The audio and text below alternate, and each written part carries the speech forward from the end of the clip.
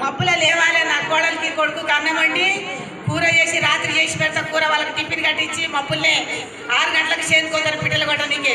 ఆ పిట్టలు ఏం చేస్తున్నాయి? అన్ని చిలుకలు పనికెళ్ళి చెండ్రొచ్చినాయి ఆడికి. హల్లెలూయా. చిలుకలు చెండ్రొచ్చినాయి ఆడికి. రావచిలుకలు పనికెళ్ళి లక్షలకు పిరల్పల్లి జొన్నల చెండ్రొచ్చినాయి అవి. హల్లెలూయా. మరి మనుషులు లేకపోతే ఎన్ని మీద నిలబడి ఇరుసుకొని చెట్టు మీద కూర్చొని తింటాడు. హల్లెలూయా. అందు గురించి మా కోడలు మా కొడుకు వాళ్ళకు వంట చేయాలి. మబ్బుల పాలు కాసి మా కొడుకు దాపాలి, మా కోడలకి ఛాయ దాపాలి. వంట చేసి మళ్ళీ ఎవరికి వాళ్ళకి టిఫిన్ కట్టిస్తే పోయి చేట్లకు పిట్టలు కొట్టాలి. హల్లెలూయా. మళ్ళీ ఇంటికాడుండి ఇండ్లు ఉడుచుకొని వాకిలు ఉడుచుకొని మళ్ళీ మేకలు ఉండేది అదంతా కడుక్కొని అది కడగకపోతే ఉండబుద్ధి కాదు.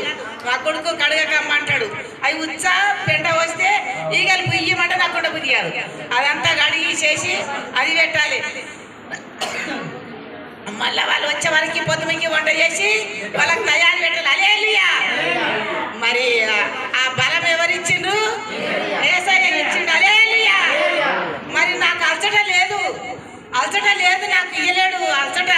అపవాది అస్సలు నాకు చదువు. అంతమంది నా కొడుకు వండిండు, నా కోడలికి జ్వరం వచ్చి పండింది, పౌలు వండిండు, మళ్ళీ ఇంకా ఇద్దరు మళ్ళీ వచ్చి మా మనవరాళ్ళు వండిండ్రు.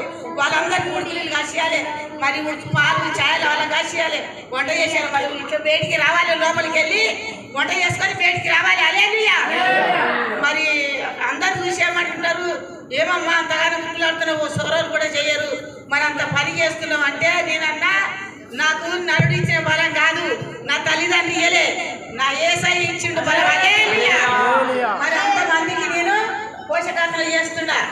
మరి ఇవాళ మప్పులో చేసిన, వాకిలు ఊడ్చిన, ఇల్లు ఊడ్చిన, మళ్ళీ తానం చేసిన, బట్టలు వేసుకున్నా, పాలు నా కొడుకు కాసి పెట్టినా, ఛాయ కాసుకున్నా, నేను తాగిన, నా కొడలు పిలిచిన. మన తయారు 6:30 నిమిషాలకు పోయి శక్తులు. హల్లెలూయా. మరి ఎవరన్నా చేస్తారు ఇంత పని? చెప్పండి. హల్లెలూయా. మరి ఇంత పని దేవుడు చేపిస్తున్నాడు నన్ను, ఇంకా చేపిస్తున్నాడు నన్ను. మరి ఆ దేవుడు అందరినీ నియమించును గాక. మరి చిన్న సాక్ష్యము, మళ్ళీ ఇక్కడ పిల్లలు వండిండు, చిన్నదాన్ని దొరికొచ్చిండు అనుసరి, ఆ దాన్ని దొరకపోనికి దోలిచ్చిండు. ఒక మనమరాలు హాస్పిటల్ వండింది, ఏడ చెవెళ్ళ హాస్పిటల్ పడ్డది.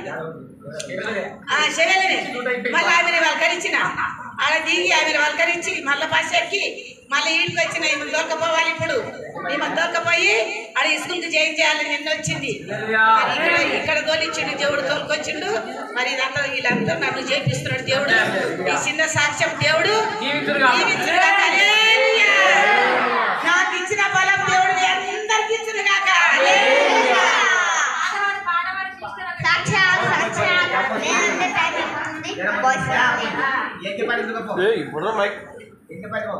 ఇప్పుడు సాక్ష్యం చెప్పిన ఆయన ముసలమ్మ వీళ్ళ ఆయన